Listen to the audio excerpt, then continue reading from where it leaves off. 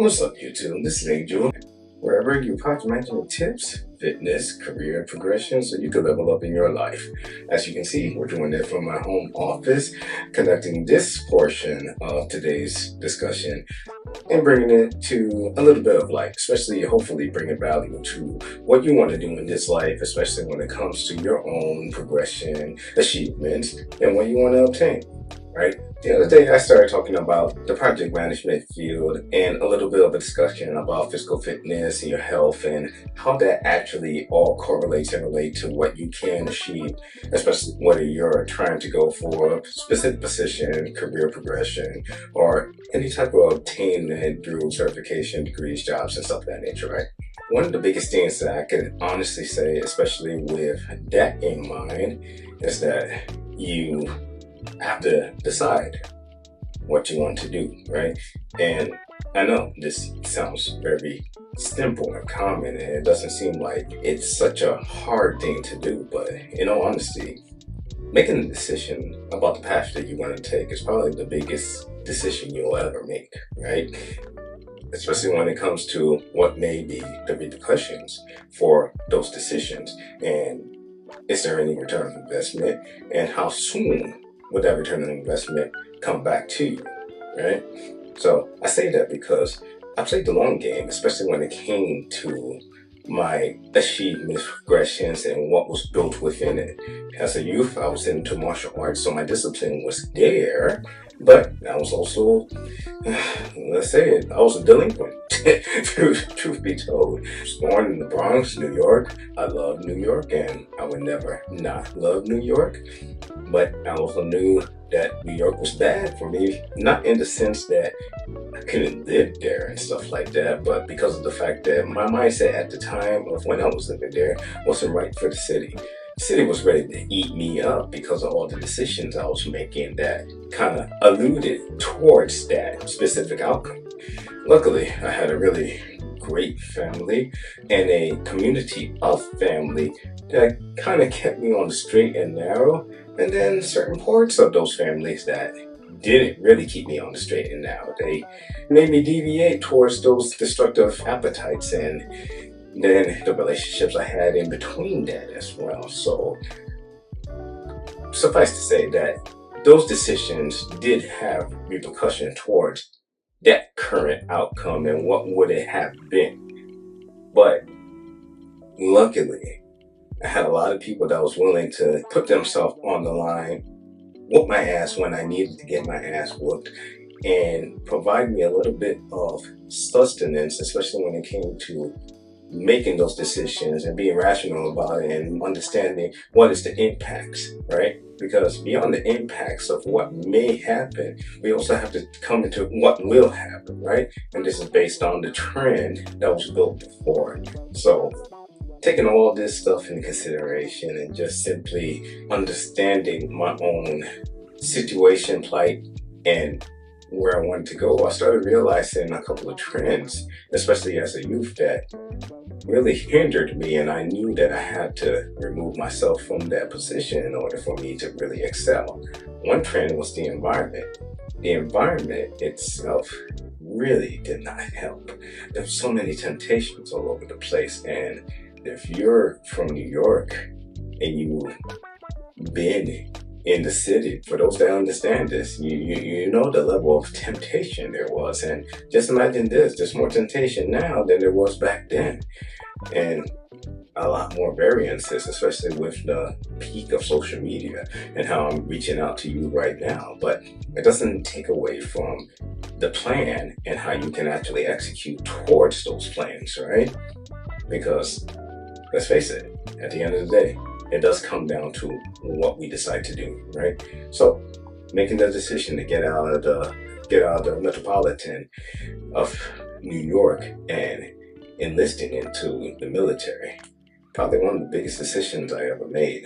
And it did have its pros and cons, of course. And I'm not saying anybody that's thinking about that or not even thinking about that, hey, you should go into the military. No, that's not what I'm saying. But I made my choice and I decided to go ahead and leave.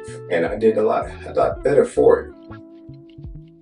Now, Fast forward 20 years, military, doing multiple deployments, doing multiple positions of leadership, doing many things that will bring me experiences that I couldn't find in the civilian world, but also neglected me from experiences that I could only find in the civilian world.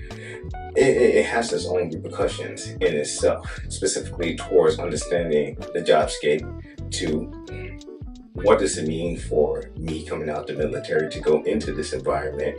What is my value going into this environment? And how can I capitalize on this? I know that I'm saying a lot, especially when it comes to military transitions, but this can still be applied for those that never been in the military and is transitioning from position to position, because the research is the same.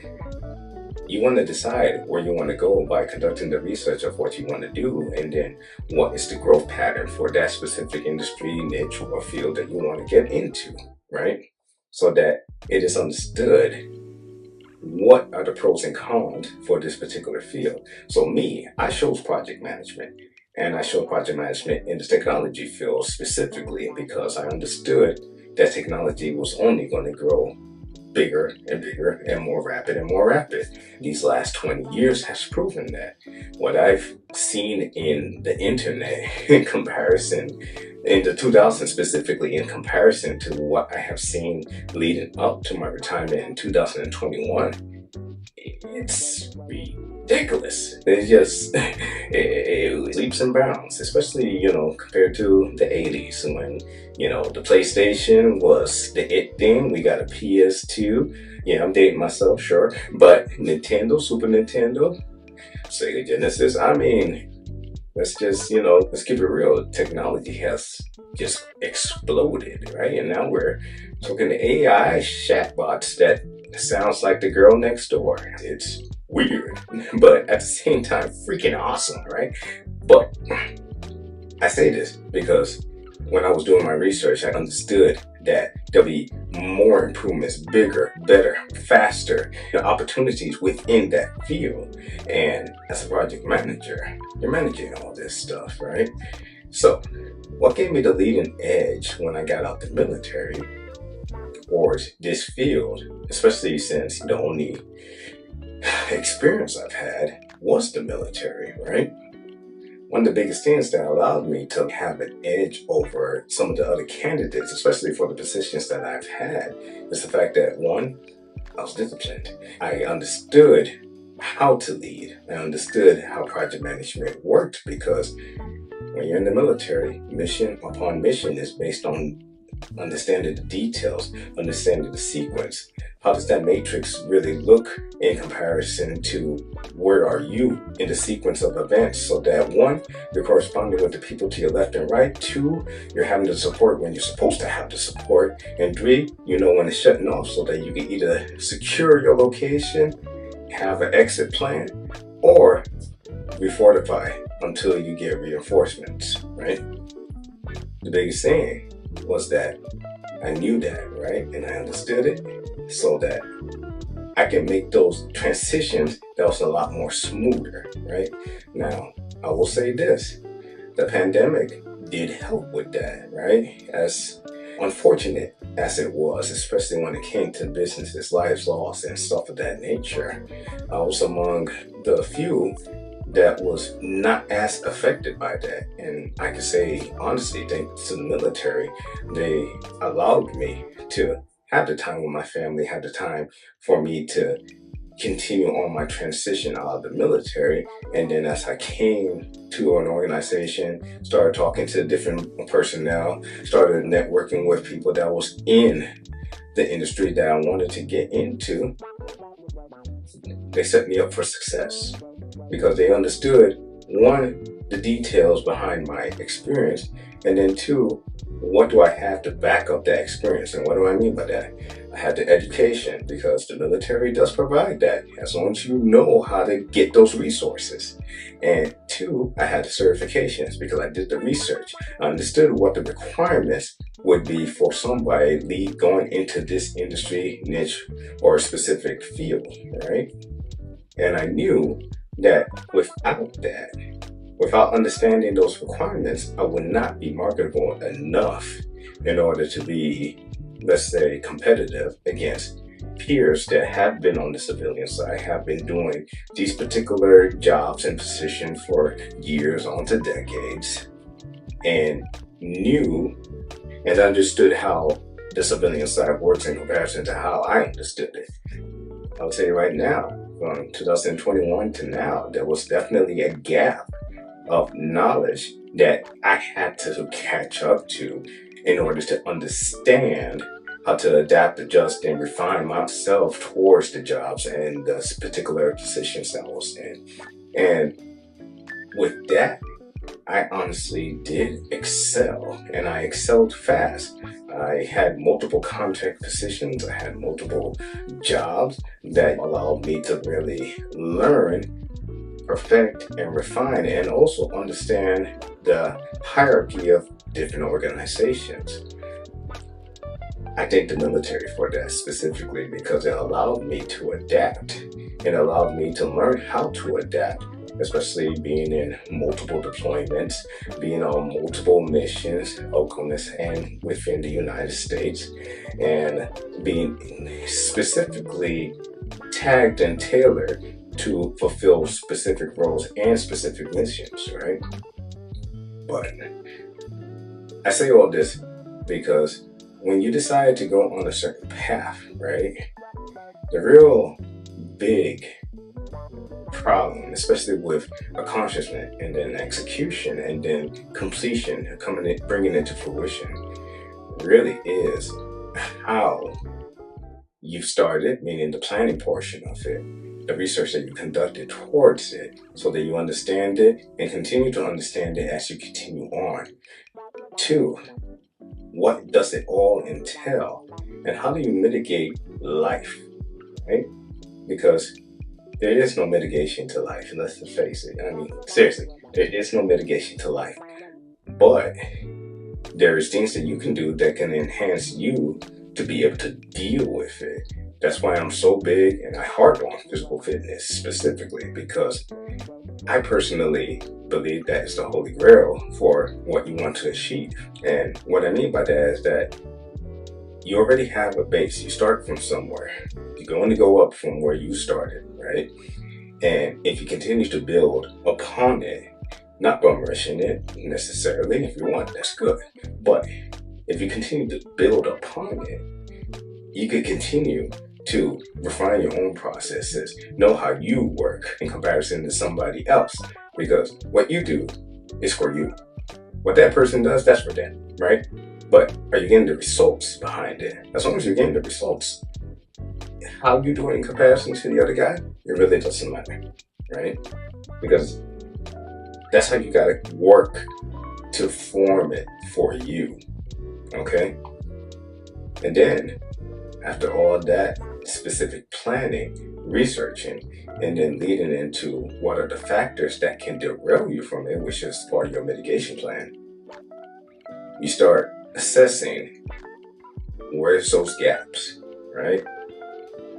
You start assessing where you are, where you want to be, and how many steps does it take to get to that point? Do you need to break it up into small steps? Can you take a bigger step? And what's the timeline for it? Because everything needs to be time boxed, right? That was the biggest, I could say that was probably the best thing that I could have done, especially in terms of military to civilian transition, and then the jobs that I've been able to obtain and still obtain right now. That has made me much more than when I was in the military, right? Plus a couple of other caveats that came with leaving the military, of course. But let's keep on track, right? Because of those factors, and then doing the gap assessment, and then understanding how you work specifically and how you need to work, right? You take all those things and then you put it into a plan for execution. And then you put it someplace that's visible for you, right? Especially once you decide. You put it someplace that's visible so that now you have something to look forward to, right? And I say all that so that one is understood that everything you do is a decision.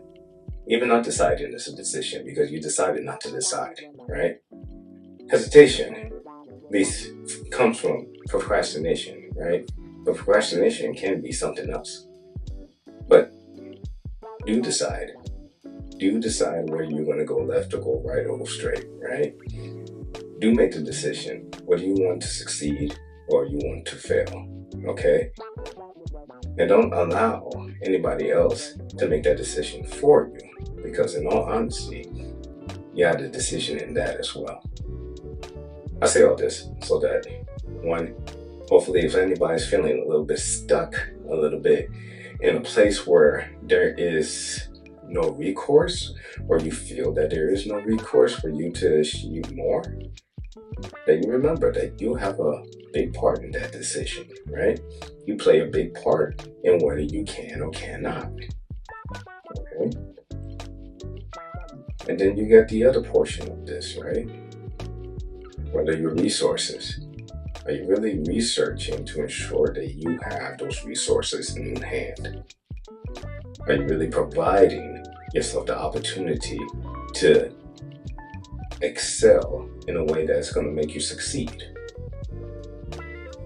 Yes, it always comes back to you, because in all the common factors between what you do, what you haven't done, and the things that happen to you, there's only one factor that remains constant: you, right? So once you take that into consideration, you start realizing you got a lot of power. You got a lot of power. So use it. What can happen from at least attempting? You get a 50-50 chance, right? But I hope that this message and the things I stated throughout this message provides value to you, because different setting, I'm not in my car, but I do try to provide as much value when I can for those that are listening in. And if you like what you heard, just leave a comment. If you got questions, definitely leave a comment. If you want to connect, the link is below. Connect with me. You get a free 15 minutes with me right off the back. And if you really want to connect, where we can start something and we can get you on the right path, I can help you with that. All right?